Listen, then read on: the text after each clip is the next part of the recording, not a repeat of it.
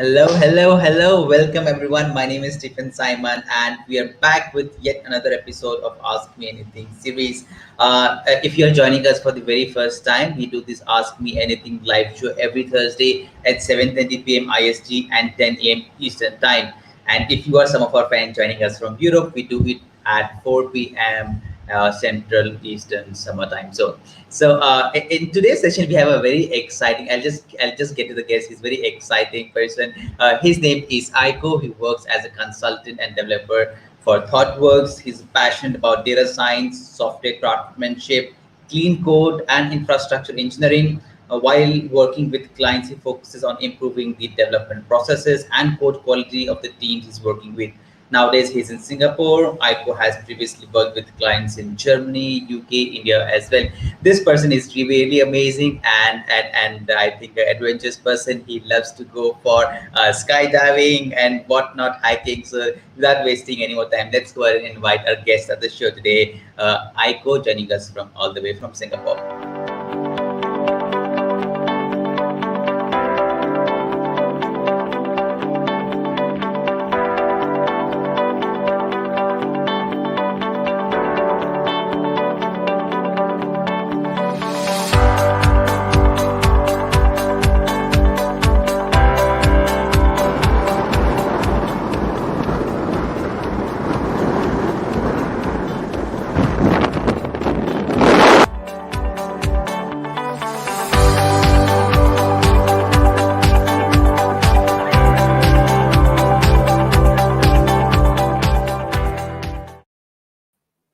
Hi, Aiko. Welcome to the live show. Hello, thanks for having me. You look to be someone like very exciting, right? How was the skydiving? So first of all, what an amazing video. I did not expect that. Skydiving is it's, very boring.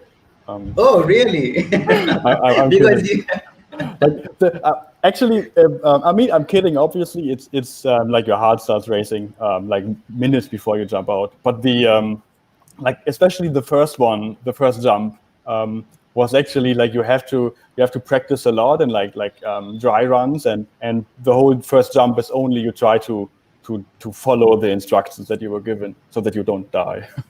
thank God you had a parachute, right? Tell me, do they give you an extra parachute or it's only one? Oh, you always have two. There's always a backup one. Yeah. I hope that backup works too. All right, so coming back to the show, right? We did have an introduction video, but as a format of the show, I'll still request you to go ahead and give a quick introduction who you are, what you do, as you're joining Chef for the very first time. People would definitely like to know who is Aiko and where he comes from. Sure. Yeah. My name is Aiko. I've been working with ThoughtWorks for 4.5 years now as a consultant and as a developer. I am particularly passionate about machine learning and AI, and I'll talk about that a little bit more in detail later. And I'm also interested in the ethics of technology, and that is basically also the general topic where I try to combine these two and what are we talking about today. Yeah, and then I mean skydiving. I like hiking. I like nature. I like warm weather. Yeah, definitely. That makes you move from Germany to this South Asia region, right? I think you've traveled from Germany. How has life changed from moving almost like other part of the world, right? And how are you coping up with this pandemic? Uh, Multiple tough questions in one. Life has changed a lot, and that was also so. Before I moved to Singapore, I actually spent 1.5 years in Bangalore in India, and I had traveled before. I like traveling, and I have seen a couple of different countries, and one thing that I would wanted to understand, because as I mean, growing up in Germany, at some point I realized through the travel that I was quite privileged. There was a lot of things that I thought just I was given for free, right? And there and having lived in India for 1.5 years was really a eye-opening experience where I saw how lots of the things are. I mean, the culture is very different from what I grew up. Like I learned a lot about a different perspective, about living a life, like about lots of different things. I learned a lot about traffic, car traffic Don't in tell me that. Bangalore. Right. So I think there's just in Singapore nowadays where there are so many different cultures that all mix together. So many different fantastic food. I love the food options in Singapore. So I think that just opened my mind up a little bit, that I see, have more perspective on things, and I see how other people look at things, and that helps me a little bit understand others a little bit better. And the pandemic, I think we all were locked in for some time. Yeah. That is stressful. I think that is very clear, and that I think I managed. I would like to go back to the office and talk to my team again, have like water cooler conversations, Oh a yeah. couple of jokes, right? Like this, like the personal interaction is missing a little bit nowadays. So I'm looking forward to going back to the office. Yeah, I think definitely we humans are very much like social beings, right? We like to communicate, talk to each other, and we have just somehow managed to get to this through these online events. And definitely, I would note that water cooler conversation, right? Many things happens over there, so we'll keep up to that, right? So Yeah, definitely offices must, and what an amazing background, Aiko. The skyscrapers back in the background is pretty cool.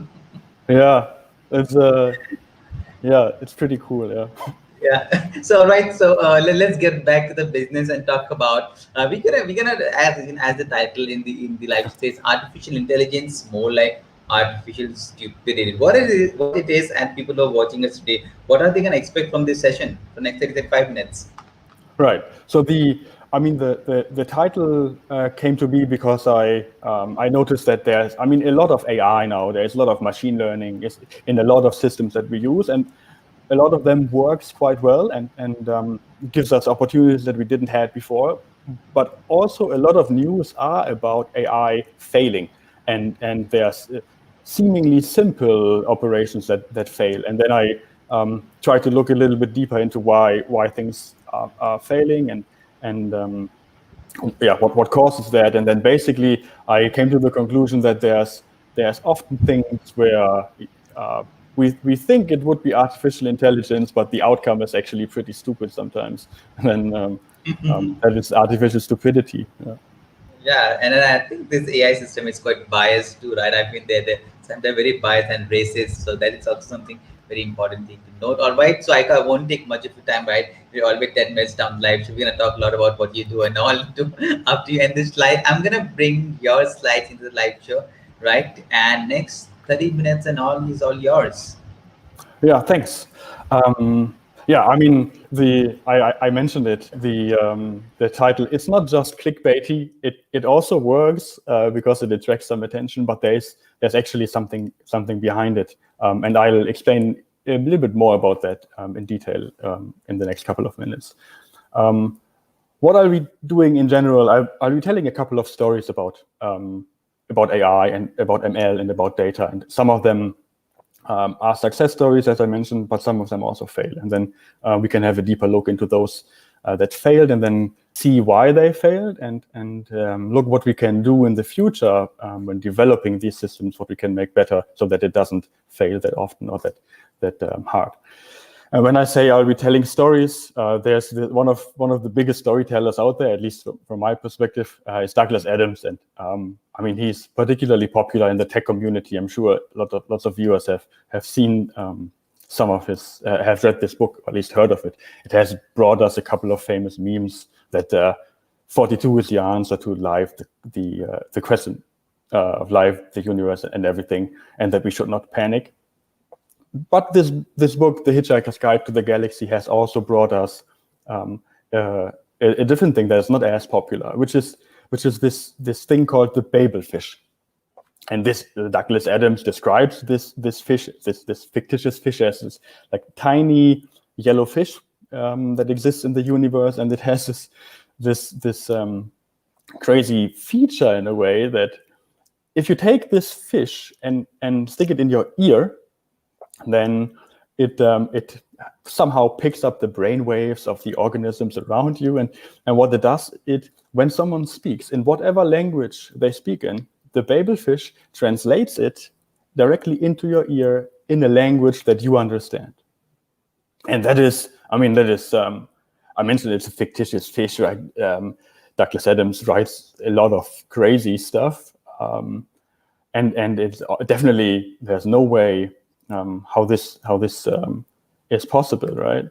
But now let me show you this other thing. Hallo und herzlich willkommen zu meinem Vortrag über künstliche Intelligenz. And what we can see here is that this babelfish behavior, where I say something in one language, and unless you speak Malay now, it's in English, which is probably way more helpful. But I speak something in one language, in German in this case, and it automatically, in this case, Google Translate, translates it, picks up my voice, and gets the text out of it and translates it into a different language. So admittedly, it is not as cool as this babelfish that you plug into your ear. But the general idea of like this immediate translation is already pretty close, and it's done by machine learning, right? There's some machine learning system behind it, and I think that is already an example where a functionality that we previously thought is impossible is already existing. And obviously, you say it's not the fish. It's a different thing.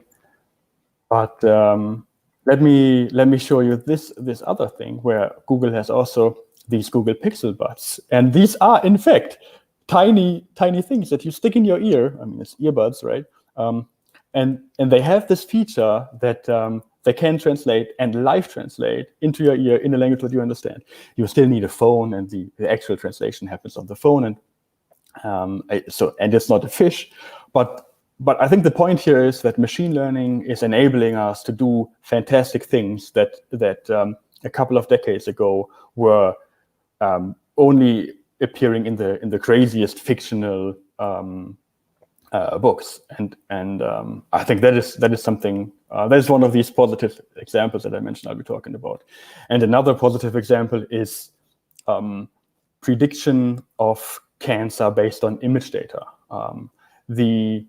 Like a couple of years ago, machine learning systems started to be better at predicting cancer based on pictures of cells than humans, than trained doctors whose job it is to identify that. And I think it started a couple of years ago with breast cancer, and I think last year Google released a model that is better at identifying cancer cells in lung cancer patients, and that is literally a life-changing functionality that we now have in our hands due to the advances in machine learning. And that is, I think machine learning is an extremely powerful set of tools or technology in general that can help a lot of humans. But as I mentioned, and as the title suggests, not everything is working perfectly all the time.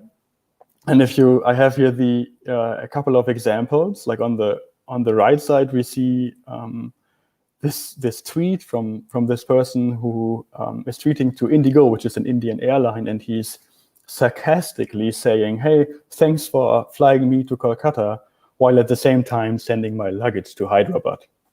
So obviously that's sarcasm, and you as a person understand that. The Indigo and I make the assumption that there's a bot that is answering here, and that bot replies with, "Hey, we're glad to hear that," because of the sarcastic thank you tweet from that user. So there's definitely the sarcasm, the sarcastic tone was missed very clearly. And it seems a rather simple thing for us humans. And in the middle, we have an example where someone is texting the PayPal service and is saying, "Hey, I got scammed," and PayPal's reaction is, "Hey, great." So also clearly a misunderstanding, clearly a misinterpretation of the message and of the situation that was described. Right, and then on the very left, another example where AI horribly failed. But these are just, I mean, there are countless of these. I have one particular example that is my favorite example of machine learning failing. And if you speak Mandarin, you could already try to figure out what's going on. For everyone else, I give a little bit of a background. So in a couple of Chinese cities, there are pedestrian crossing, like zebra crossings, right? And then there's a traffic light, and it shows you, hey, if it's green, you can cross. If it's red, you can't. And obviously, some people sometimes jaywalk, right? And I think that is true for every place on our planet. But in a couple of these Chinese cities, they have installed cameras pointing at this pedestrian crossing. And what they do is they have image recognition and basically identify, okay, it is red for pedestrians, nobody should cross. And if they then see a person crossing, they have like this big screen, and this is what we see here in that photo.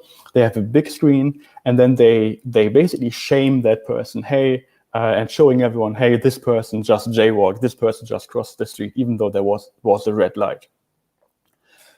Now, if you look closely, you can see that it's not actually a person crossing the pedestrian crossing, right? It's a bus that has the face of a person printed on it. In fact, this is in this case, I think it's the CEO of this company, and they advertise with her printed on the bus. But obviously, there's a misinterpretation of this, and the camera zoomed in and showed her on the big screen. And in fact, at that particular moment, she was in a different city, and she got a notification on her phone, hey, we just saw you jaywalking in that city, that crossing. And she was obviously very surprised. And that is one example where you can see, okay, there is AI that again horribly or pretty badly failed and accused someone of jaywalking. And I don't think it was the case for this particular example, but other cities and other sewer crossings have not only this image recognition and face recognition, and they know who that person is, but they also have that linked to the WeChat Pay account, and that is a very popular way of paying. And due to a couple of regulations, like you need a Chinese bank account, and in order to get a Chinese bank account, you need to identify yourself. So through this information, people can be identified. And what happens is they get charged the fee for jaywalking immediately.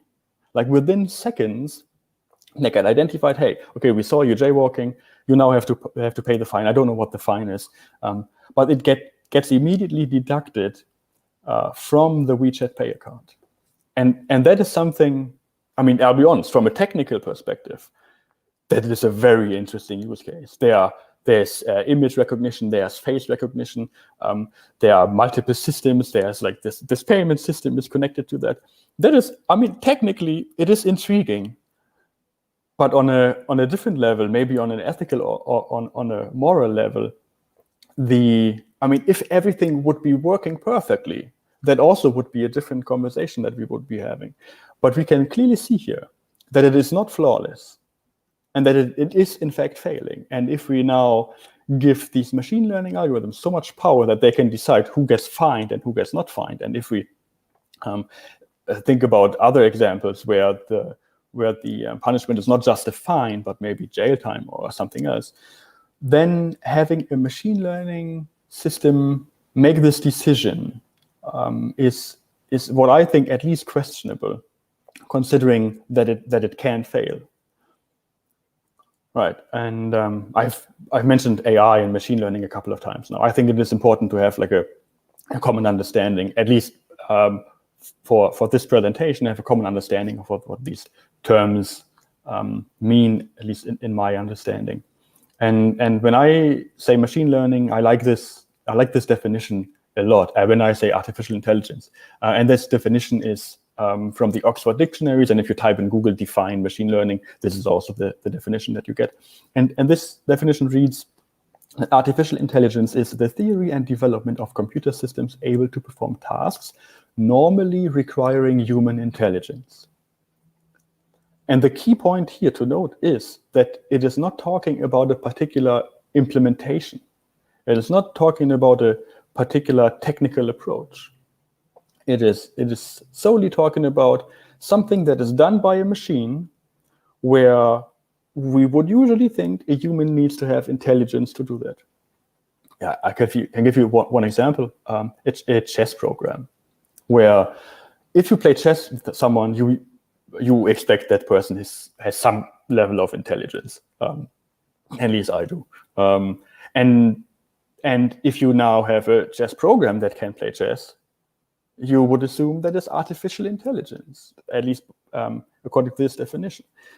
But if we think about how we could implement such a chess program, it could be rather simple. Like the only thing that you need is you need to look at the state of the board, where all the chess pieces are, and then you can calculate the next move and all the next moves. And then you can, based on that move, you can calculate all the subsequent moves. And all you need is basically a loop and then maybe a couple of if-else's, right? There's no inherent complex or fancy algorithm in place. It is basically brute forcing all the moves, and then you select the set of moves that leads to your goal, which is winning the chess match.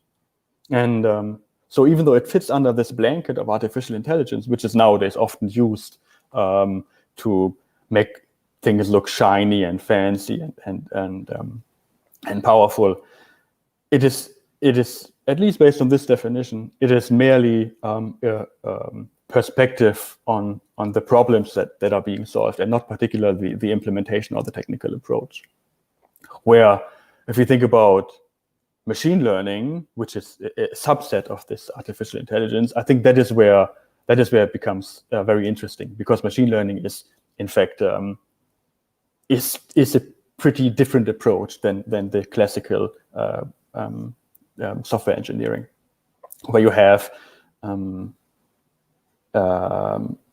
algorithm that is developed by that develops itself instead of a programmer defining it. It defines it by the data that you put in. Like typically a machine learning model is you put in some data, and over time it basically adopts, hey, if I get this input data, I have to produce this output. And if you put in some other set of data, it produces some other output. And that is something that is really interesting, and at least from my perspective, that is also a little bit different from the classical software engineering. And then there are neural networks, which is a type of machine learning algorithm that is inspired by the biological brain, where it has neurons and they are connected, and a couple of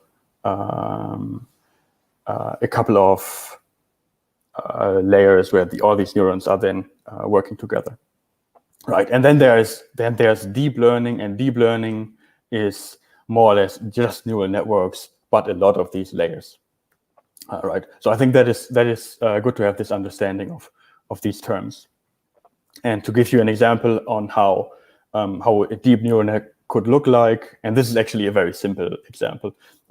There are a couple of layers and all these nodes, which are these neurons, or inspired by the neurons, and they're all connected. And all of these connections, there's some kind of data flowing, some kind of activation, some kind of number is moving from one neuron to the other, right? From one computational node to the other. And in a typical real life situation, these networks are significantly bigger. This has like 10 nodes and like 3 hidden layers. They can have hundreds and thousands of nodes and 50 and 100 layers. And then I think the important thing to understand here is that it is so complex that it becomes, from a human perspective, impossible to understand what is going on. Like, why is now this particular input? Why does my machine learning model, why does my deep neural network produce that output? There's so much going on in between. There's so much data flowing from one node to the other. That it's impossible to understand, to comprehend what's going on. In contrast to the classical software engineering, where I can debug and if my condition is true, I go here, otherwise I go here, and a loop, I do it multiple. Like that simple debugging doesn't work anymore in these models, and that is one of the problems why we see a lot of machine learning systems fail, because we simply don't know for the inputs what happens with the output. Like we have lost the visibility on why this machine learning model makes it this decision and why it decides in a way. It's basically a black box behavior oftentimes, and that is one of the reasons why we see it often failing, because we wouldn't know that it would fail.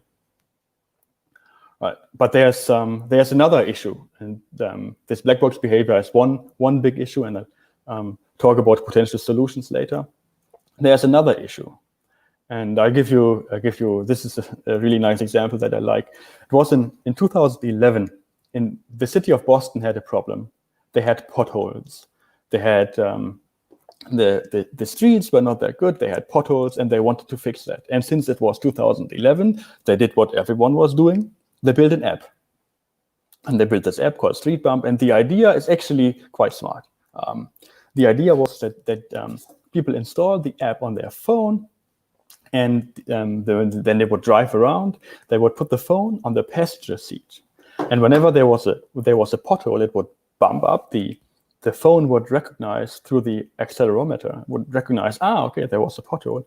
Would then take the GPS coordinates and send those GPS coordinates to the server, and then the city of Boston would know all the potholes over where they are in the city.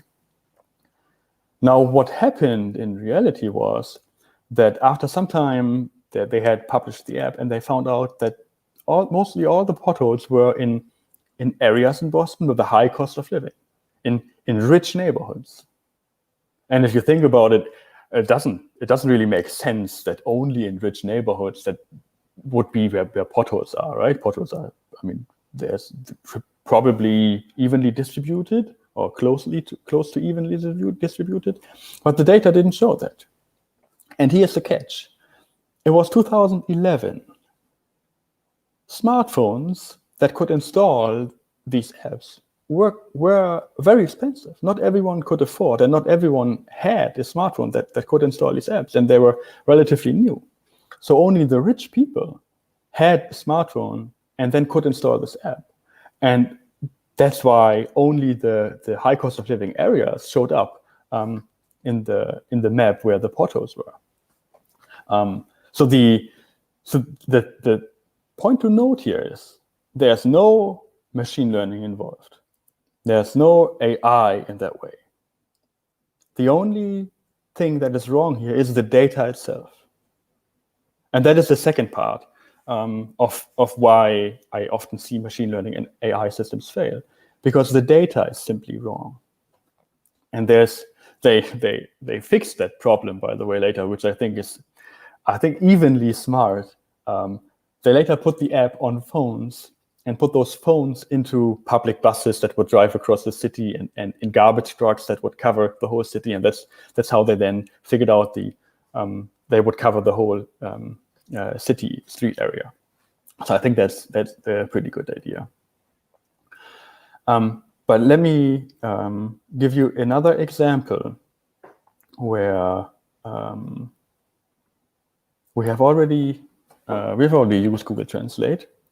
Let me try something else. And maybe some of you remember this. He is a nurse. If I type he is a nurse and she is a doctor. And I particularly have used Malay here because Malay is a language where the pronouns are gender neutral. So if you, in English, you have he and she, which indicates as male or female. And you don't have, you can see here, it is, I think, dia. I actually don't know which word that is. But you can see that there's this is doctor and this is nurse. And there's no differentiation between the genders. And the thing to note here is that I write he is a nurse, the male person is a nurse, and she, the female person, is a doctor. And it translates to this in Malay. And if I now reverse this, now if I translate this back to English, let's see what happens. All of a sudden, the sentence which was he is a nurse gets translated back again into she is a nurse, and he is a doctor, which I typed as she is a doctor, gets translated into he is a doctor. And that again, like even though there is machine learning in place here, the reason why this mistake happens is because of the data. These translation systems, they just read a lot of text. They read a lot of text in two different languages, and then over time learn, okay, this part of the text gets translated to this part of the text in the other language. And they read a lot of text. I don't know how much, but a lot. And historically speaking, and that is what you get when you look at a lot of the texts that were used. Historically speaking, the doctor was male. I mean, nowadays we know that there's no reason for the woman not to be a doctor, and there's also no reason for a man not to be a nurse. But historically speaking, most of the texts did have these male pronouns for the doctor case and the female pronouns for the nurse case. And that is why this sentence, which does not have a gender, gets translated into these biased, this social biased gender, because of the pre-existing data that was used, historical data that had this bias. And there's one more thing that this whole thing, especially this sentence, got popular a couple of years ago with the Turkish language, which is similar in terms of gender neutral pronouns. And what Google then did is they offered this special translation where they said, hey, these translations are gender specific, and it can mean she is a doctor or he is a doctor. But that is something that Google then had to set up individually for this particular case. Now there's another example, and maybe some of you remember it. It was Tay. Tay was a bot developed by Microsoft, and the idea was this bot knows how to type, and now it should learn how to speak with other people. And then it was trained on the data that it was given by Twitter users. So basically, you could tweet to this Tay, and then that's how she would learn how to speak. And now, if you think about it, if you use how humans interact on Twitter as a basis to teach someone how to speak, then it can only go downhill. And that's what happened. People found out, okay, they are training this model, and within 24 hours, Tay got shut down because it turned into a racist and sexist monster, because people on purpose just texted racist and sexist and other disgusting comments to Tay. But that again, the reason why Tay turned out to be this racist Twitter bot or chat bot is because of the data that was fed into it.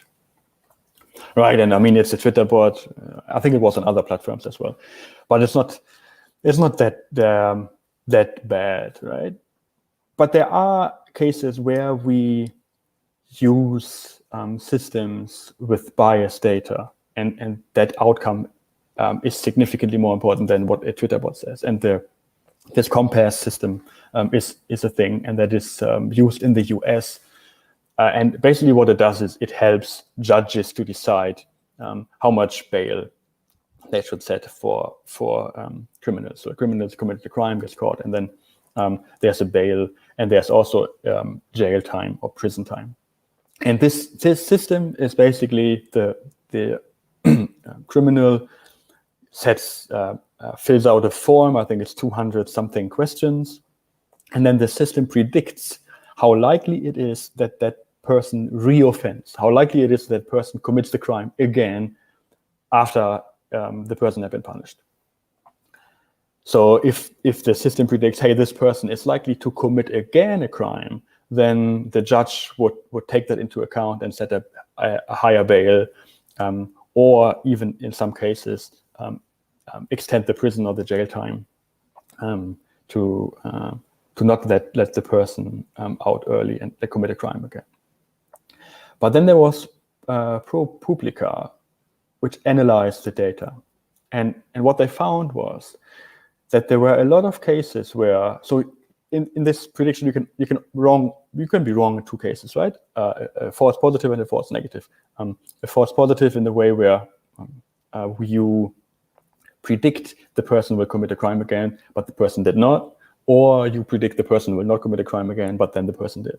And if you look at the data, who these predictions were made for, you can see that people who were labeled a higher risk but did not reoffend is only 23% white people, but 44.9% African Americans. So a significantly higher amount got labeled a higher risk when they were black compared to white people. And the opposite, when people were estimated to have a lower risk of reoffending, but they actually did reoffend again. That was the case for almost 50% of the white people and only 28% of the African Americans. So, and we can here clearly see that there's a racial bias in this system, and mainly due to the data that it was being trained with. And there's the data, the form did not include any racial information about skin color or the ethnic background. It was based on all the other data that was in that about the neighborhood people live in and things like that. So and that system is still being used, even though it is proven has a racial bias against African Americans. And there's another example where this study shows that autonomous driving cars. So these autonomous driving cars are basically, there are lots of sensors everywhere. Like you have like some infrared, but and some LiDAR and things. But a lot of them have mostly cameras. Or there's even one that only has cameras. And basically, what it is, it scans, like it films the surroundings and applies some image recognition. And if it identifies, there's a pedestrian, there's a person, it does what it needs to do, like braking or like driving around it or whatever, right? To save that person or to have the least or the best possible outcome of that situation. But what this study found out is that dark-skinned pedestrians are less likely to be detected by these autonomous driving cars. And what that means in detail is that if the car is driving and there is a pedestrian and it would lead to an accident, the chances for the car circumventing that accident are higher if you are white. And if you are dark-skinned, it is more likely that the car just drives over you, right? And potentially kills you. And that is a case where machine learning has so much power, and the data fed into the system has so much power over people that we need to ask ourselves the question whether that is the correct way to deal with that, and whether the systems are mature enough to do that. So in summary, I remember the time when I was a child and my friends were doing something and my mother said, you can't do that. And I would tell her, hey, but all my friends are doing it. My mother was not impressed and I still couldn't do it. But for machine learning models, that's exactly how it works. Machine learning models look at the data, what everyone else is doing, and then does exactly the same thing. Now, you're looking at me, I'm telling you, hey, machine learning is everywhere, and machine learning is failing a lot and it has horrible consequences. I'm telling you, the world is on fire. But are we lost? And luckily, we're not lost, right? Otherwise, it would be a very dark presentation. There are things that we can do. And one thing is, and that has become a little bit more popular over the last couple of years in the industry, is that we need to have explainability as a part in our model selection process, like having an understanding of why the model works in a way is an important part in deciding what model we want. And I can give you an example. There's this deconvolution method that helps you understand how this deep learning, often for image recognition, is mostly convolutional neural networks. And it shows you how these layers in that network actually identify images. And you can see here on the bottom, the first one is just some pixels, and then the second layer identifies edges already, and then the third layer has, like, you can see there's noses and eyes are identified, and then so on. And for each layer you get like an idea of what is identified, and then you can better understand the decision making of that model. In general, we need to move away from this typical machine learning approach where you just have data in your model and then that's it, into a situation where we have interpretability and we have human inspection, where we can actually see, okay, this was the right decision, and we need to understand why that decision happened, and then we need human interaction to actually see, okay, that was a good one, that was the right one, that was the wrong one, and then feed that information back into the system so that it learns from that again, so that it doesn't make the same error again. And there's one technology that I like a lot, which is it's called LIME, which stands for Local Interpretable Model Agnostic Explanations. It basically applies to all machine learning models, and it explains why they work. And I'll show you here how that works. And there's this picture, and it got classified as a tree frog with like a 0.54 accuracy. And what this LIME does is it looks at the data and looks at the prediction and then says, what if I throw away parts of the data? How does the prediction change? And we can see here in the middle, there's parts of the picture are taken away, they're grayed out. And then this new image with the grayed out parts gets classified again. And now it still says it's a tree frog. And that means that the data I removed was not important for this model to classify that image as a tree frog. And you can see in the middle, in the center middle, that there are some other things are grayed out, and you can see the model does not identify a tree frog anymore, which then means that the data, at least part of the data that got removed, was responsible for the model identifying this as a tree frog. And that is extremely helpful to understand why machine learning models work in the way that they do. Another thing is more diverse teams. Like the world is not as, and I've mentioned that before. I've been in contact with a lot of different people, and they have a lot of different perspectives. And I come back to the example with the autonomous driving car.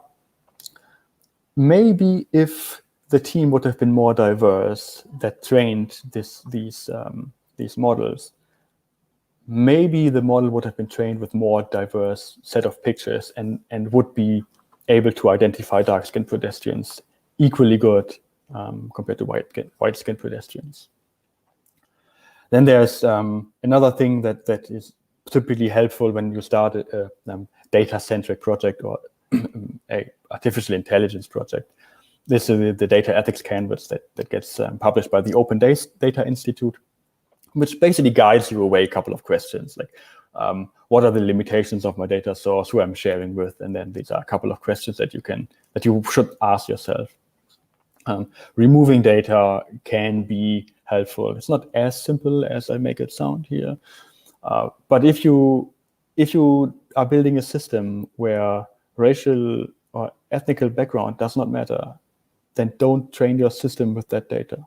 I think that is a very obvious thing. It's not as simple, and we saw with the compass example, none of the questions were, what is your skin color? And yet it discriminated against African Americans because they were quasi-identifiers. And that basically means if you pick other data points, you can figure out more about the data set. Like if I don't tell you my name, but I give you my GPS coordinates where I live and where I go to work, then you can pretty quickly figure out that data is about me, right? And these are quasi-identifiers. So that's a little bit more tricky to figure these on out. And then, but the general idea is if you have data that you probably sure don't need, maybe don't include it.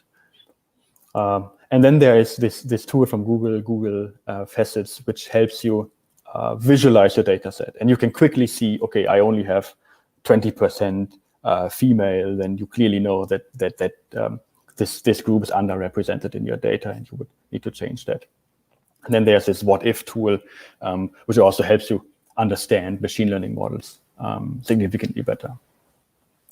Right. I hope that explained the problem that we are facing nowadays a little bit, where machine learning gets deployed widely and does a lot of things, but often fails. And I hope I showed the two main reasons why it fails, and I hope I showed a couple of ways how we can prevent that in the future. What an amazing session, Aiko. I mean, there was so much to take away in this 40-minute session, right? Let me go ahead and quickly ask you. You had so many examples to give away, right? With so many of these real world scenarios. How long it took you to build this presentation? So I mentioned that I'm passionate about ethics, right? And I'm passionate about it. So I had built this up over a couple of years actually, and Wow. I just converted it all into one slide deck. And I also have so the company I work for, ThoughtWorks. There are a lot of people who share this understanding that ethics is an important part, especially of technology. And I have a lot of colleagues who there are lots of discussions around these topics. So there's typically a lot of information in our internal channels as well about these topics. So. Yes, I think there were so many examples, but I do remember a couple of them that the PayPal, right? The PayPal, I got scammed. The PayPal said, that's great. The Indigo one, right? You are here to talk about India, right? So definitely that was good too. And I think the self-driving car that you did talk about, right? It's being very racist. And you also gave you talked about the examples, you gave the problem, and towards the end, you also gave the solutions that, hey, you can remove the data, the team can be very much diverse. So it definitely looks like you have added a great amount of time for this type content, right? We don't have much questions coming from the viewers, but definitely an amazing session. What do you suggest, Aiko? I mean, is there any way people who are just watching us now, or maybe the recording session, how would people would go ahead and connect you and maybe find you in social media platforms? Is there a way to do that?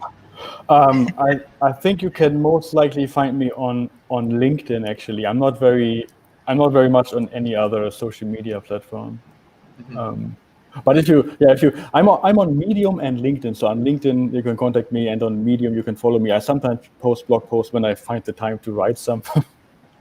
Yeah, definitely. So I think medium is good, right? Medium would be way something to go ahead and read out what you write. And Aiko, just talking about, you did share some of the resources towards the end, right? I mean, like what if resources and all that. What you would suggest to someone who just, and you did also mention about, hey, people, breast cancer is there is that people would always go and get started with working, right? What are some of the things, or maybe the best practice you would suggest to the guys who are moving in the field of AI, right? There are some developers like 10, 15 years, even though they're moving it, right? So what you would suggest to them, what should be some of the best practices coming from you? I think the most important thing, and the industry, and especially the machine learning industry, is already doing that a little bit, or is moving into that direction. The first and most important thing is to realize these two issues, to realize that a lot of the data has social biases, and that need to be addressed. Otherwise, the model we're building will be as biased. And there's right, and the second thing is having this explainability, really understand why your model is behaving in a way. I think these are the two things that you need to when you want to build an ethical model, or actually when you build any machine learning model, you should always consider these. These should always be part of your development. And I mean, you can build up some metrics. You can have diverse testing. I think I showcased a couple of tools. There's Lime, for example. You can definitely use that. There's no issue with that. There are other examples. And probably if you watch this in 1 year, maybe there are better examples. Like the industry is moving quickly, right? There are more things coming up. I think the important part is realize that there are issues and that you need to address that. And then read up on that, do your own research, find the tools that help you do that, and then you can build a sustainable machine learning model. That's perfect, Aiko. I quickly ask one last question, right? Maybe a little. I know it's very late at your place, right? Almost like 11 o'clock. So when you did talk about that, one should be very much, I have thoughts on building machine learning models. But when you also talk about the AI, there are many of these cloud platforms and the other platforms available that provide this AI APIs like face recognition and all that stuff, right? It does provide very easy for developers coming from the entire ecosystem to go and just call an API and make their application intelligent. But how should one manage all this biasness in that? Because then they don't have the capability of changing the data, right? What should one do? And is it okay to just rely on these resources because you just cannot manipulate the data? Great question.